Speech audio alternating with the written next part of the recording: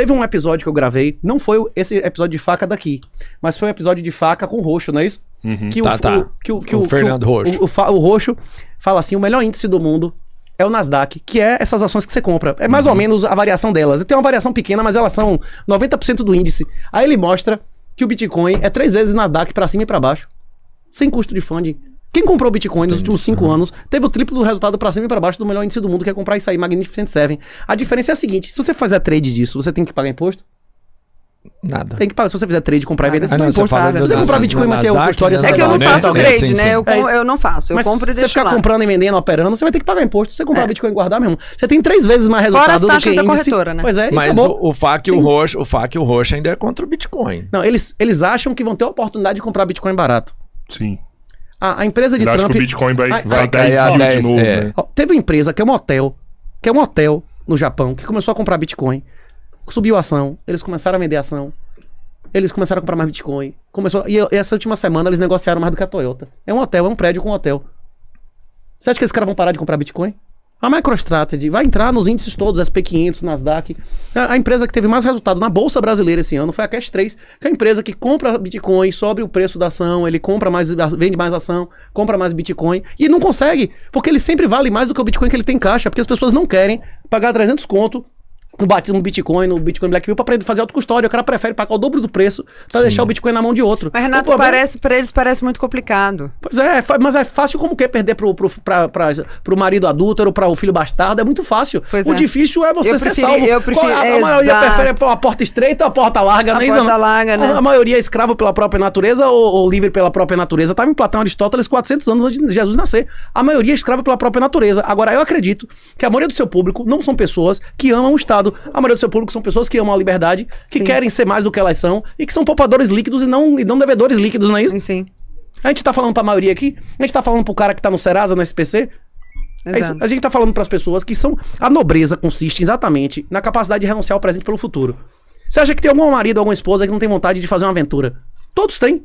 A questão é se você, tem noção de que se você fizer o que você quiser, você vai perder uma coisa. Exatamente. A preferência temporal. Inclusive, o Seyfedin, que foi o cara que popularizou essa ideia, faz carnívoro, acho que há 8 anos, né? O Seyfedin Amos.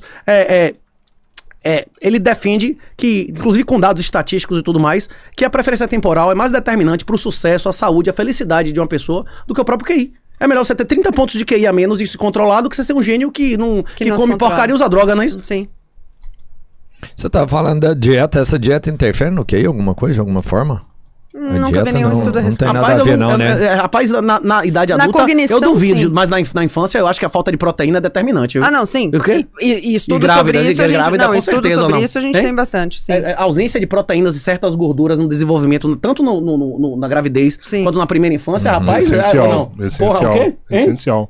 Mas você falou que no cognitivo, sim? No cognitivo, sim, porque na verdade um excesso de carboidrato, uma dieta com excesso de carboidratos tem um excesso de produção de insulina, e a insulina costuma deixar a gente letárgico. Por isso que depois de uma macarronada você se sente com vontade de deitar, e geralmente depois... Verdade. E depois de um prato de carne você não tem necessariamente essa sensação de letargia. E quando a maioria dos estudos que são feitos com jejum mostram que jejuns a partir de 18 horas já são suficientes para aumentar a melhora da cognição, a melhora da acuidade, a melhora da rapidez do raciocínio. Até os sentidos, meu irmão. Todos os sentidos. Jejum total ou jejum pra de comer, mas não, só com água. Porque tecnicamente o seu corpo entra em alerta, né? Você tá sem comer, então você tá precisando comer. Então nas primeiras horas a gente sente desconforto, mas nas horas seguintes, então os nossos sentidos são aguçados para que a gente possa achar esse alimento que a gente tá procurando, né? Pra mim o pior é o terceiro dia.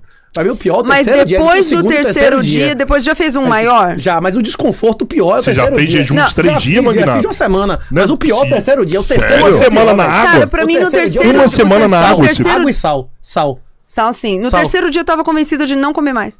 Terceiro dia pra mim é o mais, pior. eu já tava adaptado. Algumas vezes já fiz de 3 dias. Entre 48 e 72 horas pra mim é o pior, velho. Então... Então, o corpo tem uma primeira E depende chamada... de quanto você tem de carbo antes. Uma coisa você tá comendo banana e parar de comer, e a outra você Exatamente. já tá numa carnívora e parar de comer. Exatamente, que é mais fácil. Fisiológico que você É antes, muito né? mais fácil. Quando você faz uma dieta baixa em carboidrato, você tem muito mais facilidade de ficar em jejum. Porque você não tem esse pico e rebote de insulina, que é justamente o que gera essa fome. A gente tem fome principalmente, não é a única coisa que gera fome, né? Mas a baixa nos estoques de nutrientes, mas principalmente a baixa nos níveis de insulina. Quando você faz uma dieta que é baixa em carboidrato, você já não tem níveis de insulina muito altos, né? Picos de insulina no sangue. Então você sente menos fome. É homóloga, as mesmas regiões do cérebro, cocaína, velho.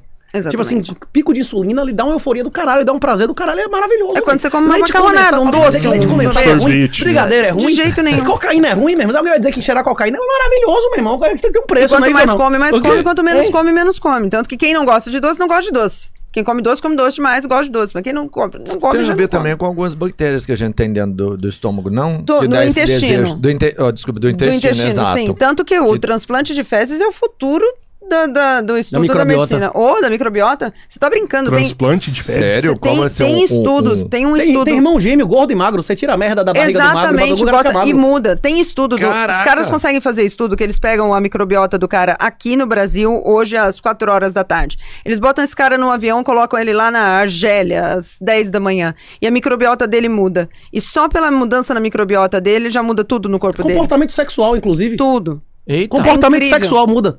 O comportamento sexual muda. Tem um livro, acho que é 20% humano, você já viu eu falar nesse livro? Não. Esse livro, inclusive, traz literatura ampla, dizendo que no mundo inteiro, historicamente, eles começaram a fazer estudo de DNA entre pai e filho do mesmo cemitério, do século 8, 7, 10, pra ver quantos por cento dos cornos tinha, quantos por cento era criado com o nome de outra pessoa, não é isso? Caraca, E historicamente, no mundo Cara, inteiro... faz um O quê? troço desse, né? Quem tá em casa e Não, fala, já sei inclusive- o que eu vou fazer. Não, Vamos porra, mas pro não é cemitério, ver quem interessante era saber gordo. se em cada época Muito, ele corre cruz, a claro. porra Sim. toda, não é uma coisa... E o material tá ali, de Sim. DNA com o nome do cara e tal, né? Diz que historicamente, no mundo inteiro, entre 6% e 8%. Ile-de-France sempre foi acima de 18% e com épocas acima de 24%. Aí o cara falou, não, como é que pode, velho? 20% dos filhos não é do cara, que porra é essa e tal? Aí os caras... O povo era sério naquela época, não é? Não, mas tipo, então. séculos é assim, naquela região, naquela central ali da onde tem Paris e tal. Aí os caras descobriram que isso começou quando eles começaram a ter infestação de gato com toxoplasmose.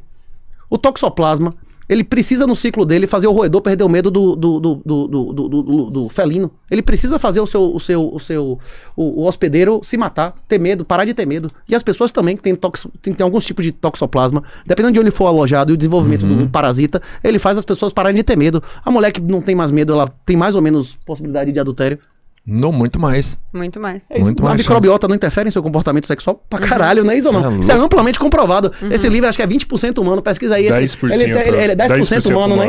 Ele não diz isso da cabeça dele, ele tipo demonstra com um montão de tese de doutorado, um monte de coisa, velho. Impressionante. Como é que você sabe tudo isso? Não, mas a epigenética antigamente se achava, na medicina, nas ciências, que quando a gente dominasse o genoma, tava resolvido 90% das tudo, doenças. aham. Tive que não resolveu E porra nada, nenhuma. Agora a aham. epigenética é um outro nível, tipo, 100 vezes mais complicado, né? Hoje em dia, você entender de comportamento, alimentação, ginástica, pô, você tem que entender de epigenética, não é isso? Exatamente. Tem um cara, inclusive, recentemente que fazia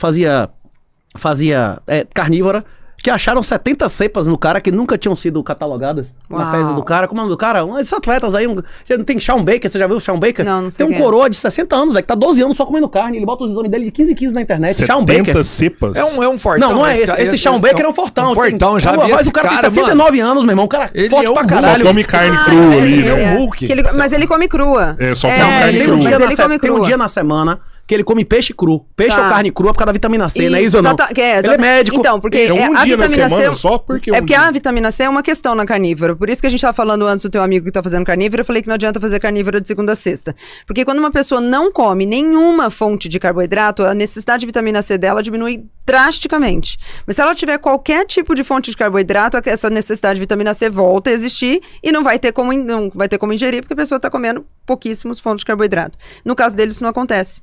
Então, uma vez por semana, ele tem essa necessidade suprida. Ele vai pôr a carne de peixe que tem a vitamina... Ele não tem uma Crua. necessidade de vitamina C muito grande, porque ele não come fonte de carboidrato. tá. Entendeu? Tá. É diminuída. Entendi. Esse Agora, se o regime cara de faz fome. isso de segunda a sexta, entendeu? E de sábado ele vai lá e come um bolinho. Ele se sabota. Aí ele vai dar errado. Aham, naturalmente. não Como funciona. toda dieta, né? A ideia é que a dieta seja feita Não, mas de o segunda a Miorim tá segunda. comendo só carne certinho e ele tá emagrecendo. Gente, eu tô Parabéns, Miorim. incrédulo com essa parada de vocês de ficar esse- 3 dias de jejum. Ó, esse regime 4 de fome dias. que a E Lara é uma tava coisa que- mencionando, Desculpa interromper. Imagina. Esse regime de fome que a Lara tava mencionando, ele depende de um hormônio chamado grelina.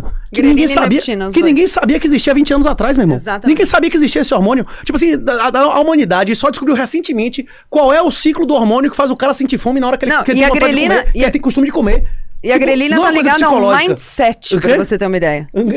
Os Como caras assim? conduziram um estudo faz pouco tempo. Olha que interessante que foi isso. Eles pegaram uma turma e deram, porque a grelina é um dos hormônios que te notifica que você tá com fome ou não, da sua saciedade.